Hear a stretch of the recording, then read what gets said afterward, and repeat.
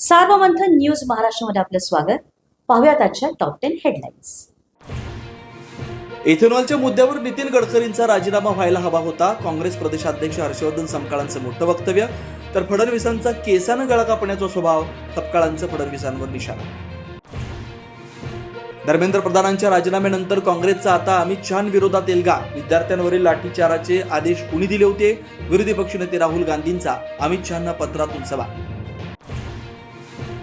मुंबईतील शिवाजी पार्क परिसरात तरुणाईची तुफान गर्दी. धर्मेंद्र प्रधानांच्या राजीनाम्यानंतर जोरदार सेलिब्रेशन. ठाकरेंच्या सभेत तरुणाईचा जल्लोष. जेनझी झिंजा कशा उपटतात ते आंदोलनादरम्यान सरकारला दिसलं. जल्लोष सभेत राज ठाकरेंचं वक्तव्य. झुरळानं हुकुमशाहीला नमवलं. उद्धव ठाकरेंकडून कौतुक.